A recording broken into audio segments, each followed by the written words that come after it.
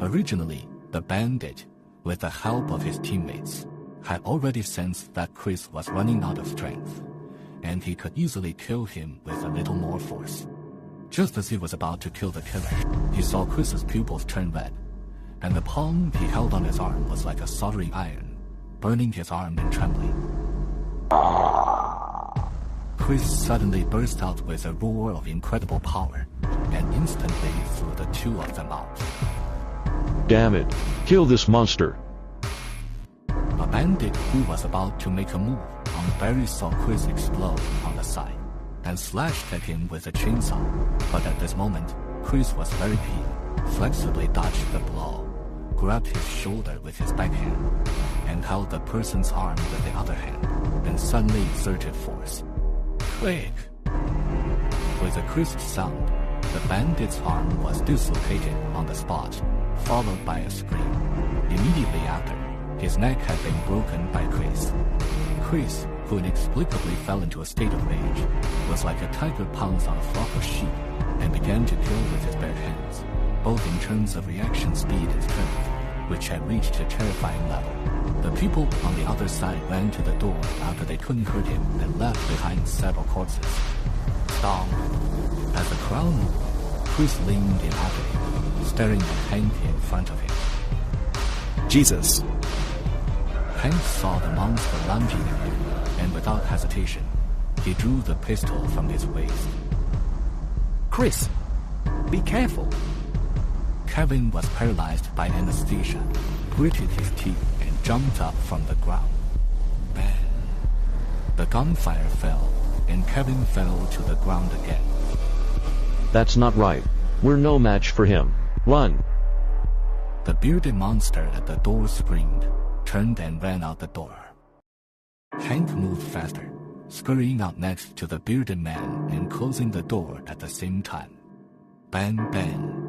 Chris lost his mind in the room and began to slam against the door. Hank, give me a hand.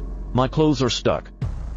When the bearded man went out, he found that the belt around his waist was caught in the crack of the door, and he yelled loudly, "Brush!"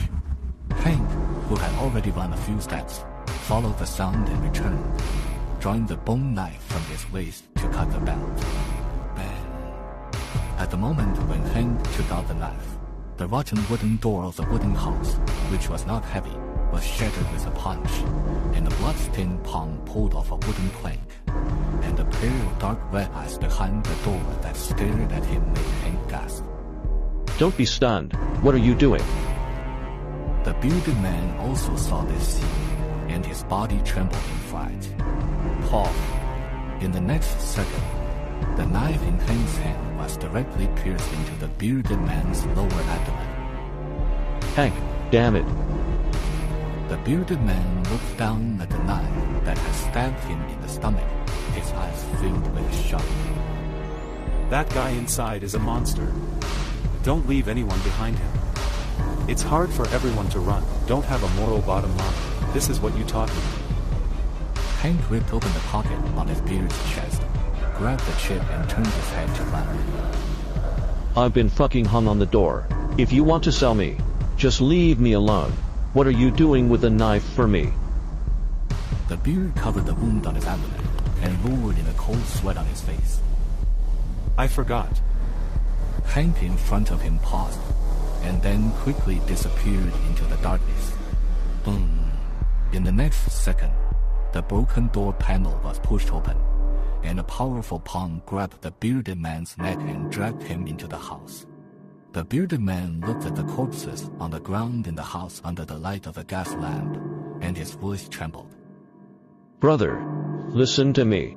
I've been a bandit for so many years, and I have a lot of savings in my hands. As long as you are willing to let me go, I am willing to pay the ransom. Food, money, women, everything. Everything. Quick! Before the words fell, there was a sound of joints breaking.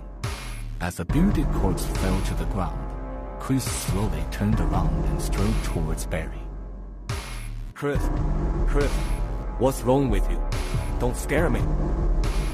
Barry looked at Chris, who was getting closer, and his body kept backing until he hit the wall, and there was no way back. Ben. Chris jerked his hand up and grabbed Barry by the neck. Barry felt suffocated instantly, held Chris's burning arm tightly, and said with difficulty, Chris, I'm Barry. Barry, the two of us grew up together. Have you forgotten? Back then, you were begging in the homeless village, but my dad took you in. Raised you. My dad is the only teacher in the village. He taught us from a young age. Have you forgotten all this? And Jenny, do you remember Jenny? She's also a child who was adopted by my dad. We were an iron triangle back then. After my dad died, we swore at the tombstone that we would be together for the rest of our lives. Brush. Chris, who was about to exert his strength, heard Barry's words and his eyes flashed red. After a few seconds, Chris's arm fell and slowly lowered Barry. Chris, do you remember? Do you still know me? Barry looked at the red eyes, breathing heavily. Cooled down. Chris didn't say a word, and his body slammed straight on the ground. Some time passed, fluttering. After being stripped of his shirt by Barry, Chris sat up on the ground abruptly after cooling down. The air was filled with a thick smell of blood, and he looked at the corpses around him, his eyes full of shock.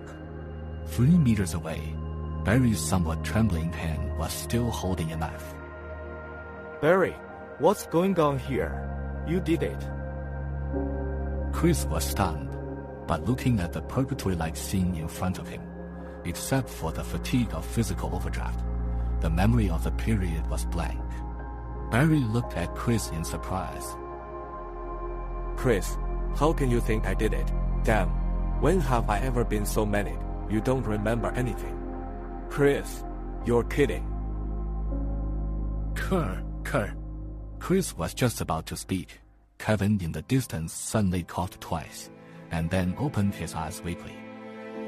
Chris. Kevin. Chris quickly came to Kevin's side. Kevin had been shot through his lungs, and black-brown blood was already spilling from the corners of his mouth. Chris. I'm sorry. I'm the one who hurt everyone. But that's not what I intend.